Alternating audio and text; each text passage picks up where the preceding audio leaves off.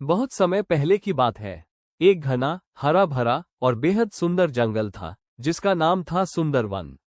वहां की वादियां, झरने, रंग बिरंगे फूलों के पौधे, सब कुछ इतना मनमोहक था कि जो एक बार देखता, बस देखता ही रह जाता। हिरण खुशी से, वाह, क्या ठंडी हवा है और ये फूल कितने खूबसूरत है। तोता फड़फड़ाते हुए, अरे हिरण भैया, चलो तालाब के पास चलते हैं, सब जानवर वहीं खेल रहे हैं। इस जंगल की सबसे खास बात यह थी कि यहाँ के सारे जानवर आपस में बहुत मिलनसार थे। कोई दुख हो या कोई संकट, सब मिलकर एक दूसरे की मदद करते थे। लेकिन एक दिन सब कुछ बदल गया। एक ऐसा डर आया जिसकी किसी ने कल्पना भी नहीं की थी। धरती कांपने लगती है, जानवर चौंकते हैं।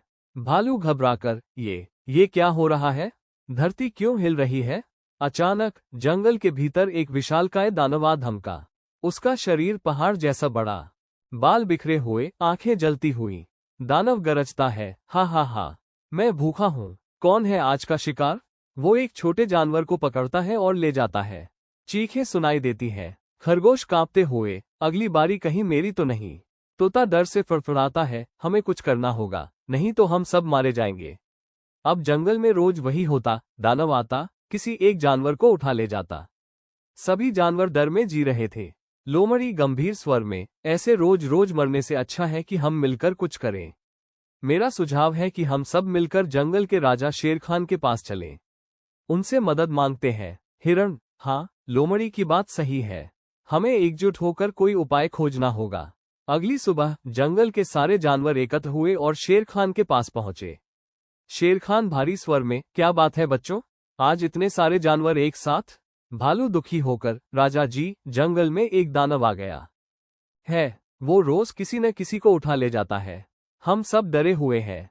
शेर खान गहराई से सोचते हुए, ये तो बड़ा संकट है, लेकिन हाँ, मुझे याद आया, जंगल के बीच में एक कुटिया है, जहां एक सिद्ध साधु रहते हैं।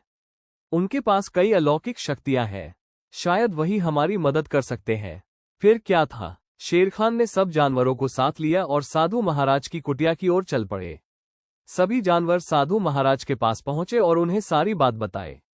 साधु महाराज शांत स्वर में, बच्चों, चिंता मत करो, मैं अवश्य तुम्हारी सहायता करूंगा, लेकिन मैं अपनी कुटिया नहीं छोड़ सकता। हिरण, तो अब क्या करें महाराज? साधु, ये काम मेरा बेटा करेगा, माधव, उसके पास भी शक्तियां हैं, वो अभी शहर गया है कुछ सामग्री लेने, कल तक लौट आएगा। जैसे ही वो लौटेगा, मैं उसे तुम्हारे जंगल भेज दूंगा। सभी जानवर उम्मीद की किरण लेकर जंगल लौट आए। लेकिन अगली सुबह धरती फिर से कांपती है, दानव फिर आ गया। दानव दहाड़ता है, हा हा हा, और कौन बचा है आज? वो जानवरों को पकड़ने लगता है, जंगल में अफरा तफरी मच जाती है। तभी जंगल के किनारे एक कार रुकती है।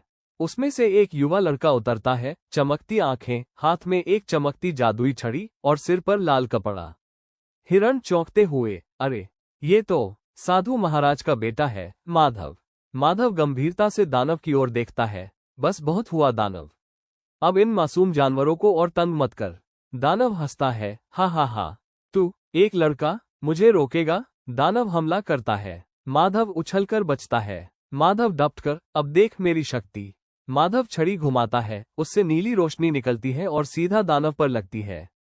दानव लड़खड़ाता है, दानव चिल्लाता है, ये क्या था? वो गुस्से में आकार और विशाल हो जाता है, माधव को अपने हाथ में पकड़ लेता है। माधव, अब तू गया। माधव छड़ी को दानव के हाथ पर मारता है, छूट जाता है, फिर जोर से छड़ी घुमाता है, एक तेज नीली चमकती किरण दानव को सीधा मारती है। दानव कराहते हुए, नहीं, मेरी शक्ति। दानव जमीन पर गिर जाता है, अब शक्तिहीन हो चुका है। अब जानवरों को समझ आ गया कि ये मौका है। सब जानवर दानव पर टूट पड़े और उसे मार गिराया। शेर खान, माधव, तुमने तो असंभव को संभव कर दिया, तुम हमारे सच्चे रक्षक हो। सभी जानवर एक साथ, धन्यवाद माधव। माधव मुस्कुराकर, अब जंगल फिर से शांत और सुरक्षित है। वो साधु महाराज की कुटिया की ओर लौट जाता है। इस तरह जंगल में एक बार फिर खुशहाली लौट आई। सब जानवर गाने, नाचने और खेल में मग्न हो गए। सबने एक सबक सीखा, एकता में शक्ति है और अच्छाई हमेशा बुराई पर विजय पाती है।